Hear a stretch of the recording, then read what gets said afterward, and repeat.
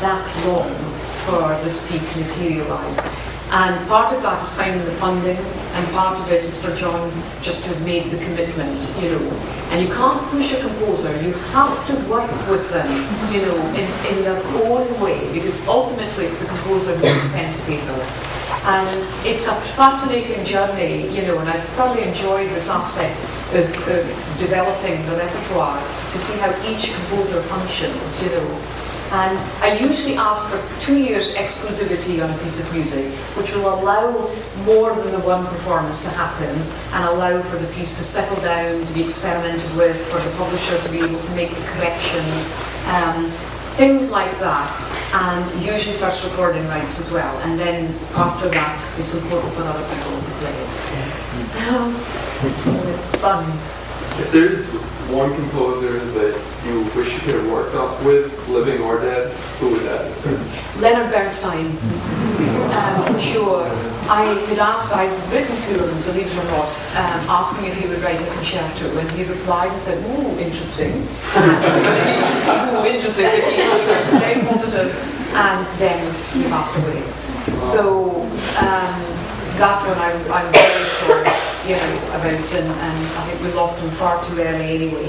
And the other composer who had started writing a piece was Michael Kamen, and who's more known as a film composer, but he was really branching out into the concert platform world. And so I've been toying with the idea of trying to get someone maybe to complete his concerto, but I'm not sure. I think it's too early for that to happen, because he passed away just maybe 2-3 years ago, really recently. But that was a very nice collaboration that was happening there.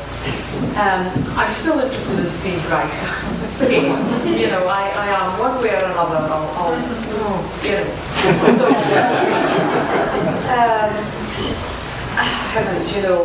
lots of composers, but I'm also interested in young composers as well. It's really important to just keep your eye to see what's coming through. And even if you feel that that particular composer is not necessarily going to write a masterpiece or something, this development of a composer is important, and sometimes they need that experience of writing, whether it's a recital piece or something specific, in order to branch into something a wee bit more extensive later on. And even if it's not me performing, I'm kind of at the stage now where I want to see a performer and see a composer and think, that would be a good collaboration. And I want to be able to support that, so it doesn't have to just be me playing it all the time. And I think as I get older, and once the sticks do sort of hang up on the shelf once and for all, that I want to continue being part of the commissioning idea.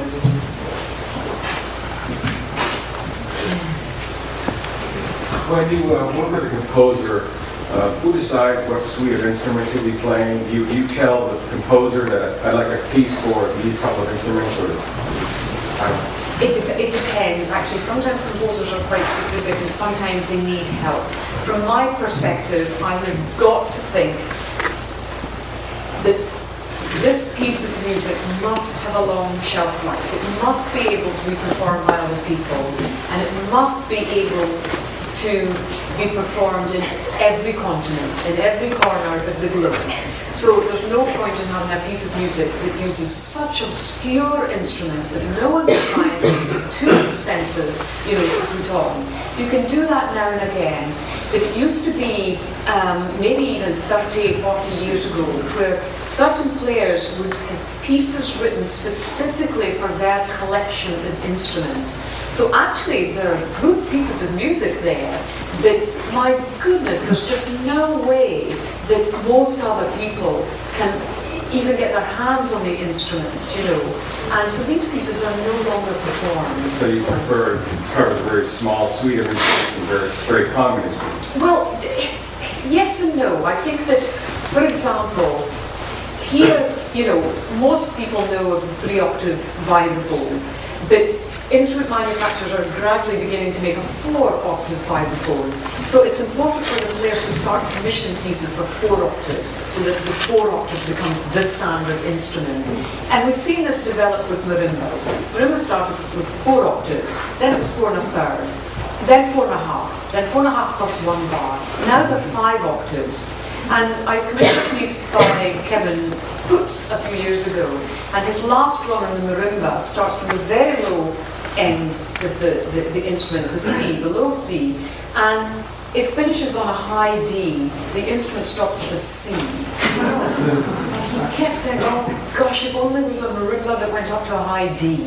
That would be great, because it was all and so, lo and behold, halfway through this particular tour, a particular marimba manufacturer had actually made a 5 1/2 octave marimba that went up to an F or a G. And I said to Kevin, I won't believe this, that you've got your D. And just rearrange the score and so on. And now there's another company that plays 6-octave marimba. So, you know, we don't have the Stradivarius marimba or the Steinway vibraphone yet. We're still developing as far as the manufacturing of the instrument.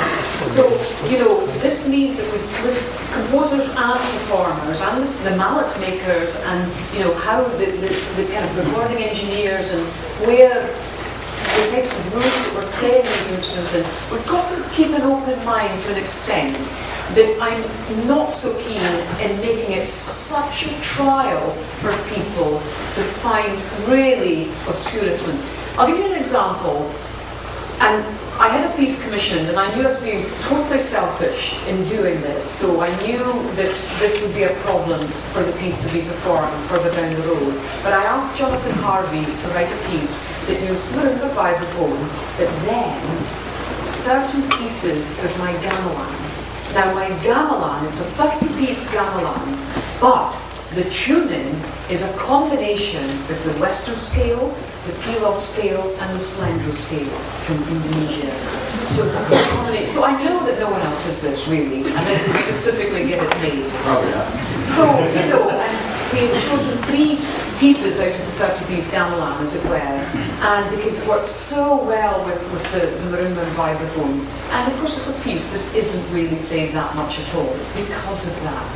So there are certain times when I am quite selfish about these things, but the majority of the pieces, 90% of the pieces, really you can play.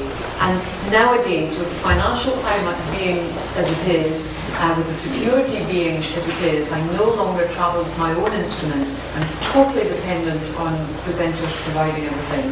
So, you know, for me, I don't want to have to find some obscure bone from Tibet or something. Not interested. There was a question back there. Yeah, I was curious. Have you ever considered collaboration with a dancer like Michael Flatley or Savion Glover? Have you ever considered collaboration with a dancer? Yes, I have. And in fact, I just literally heard a couple of weeks ago that the collaboration I was working on with Carol Armitage, in fact, has fallen through because of financial reasons. So we had planned a new piece by William Volcom for percussion and her dancers. And so we needed to rethink that project. I have worked with solo ballet, classical ballet dancers before. So it's something that I actually haven't done a lot of by any means, but it is definitely of interest. Absolutely. You mentioned that sound is not just about hearing, it's also about touching it and seeing it. Can you explain what you mean by that? Well, really, you know, we have this tendency as human beings to put things in a box. And so if we shut our eyes, we imagine that's what every blind person experiences. If we cover our ears, that's what we imagine every deaf person experiences. And if we see someone in a wheelchair, we just assume they can't walk. They can walk 20 steps. They can walk, you know. So for me, the idea of bringing all the senses together is really important. So this whole idea of seeing something move, then I hear the sound. Or I see furry boots there, and I imagine sound to that, you know, that's connected with the sense of touch.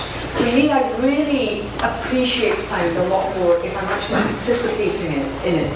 So if I'm sitting listening to a concert, for example, the visual aspect is really